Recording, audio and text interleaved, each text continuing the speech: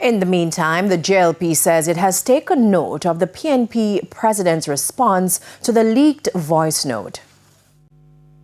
Firstly, it's absolutely embarrassing and shameful that the opposition leader addressed this matter of the leaked voice notes for approximately 2 minutes. And at no time did he issue a strong condemnation of the assertion from a member of the PNP executive that the party is prepared to pursue delay tactics to stop major projects under the NARA, which are intended to help Jamaican communities recover stronger and to assist our fellow Jamaicans to build back their lives in a quicker manner after the devastating impact of Hurricane Melissa. Secondly, what I'm advised that Golding cannot deny is that the group is made up of the majority of members of the PNP executive, including co-opted members, and the group is called executive members and has a PNP logo as its display photograph. Therefore, his comments on the matter, at minimum, appear inaccurate and misleading.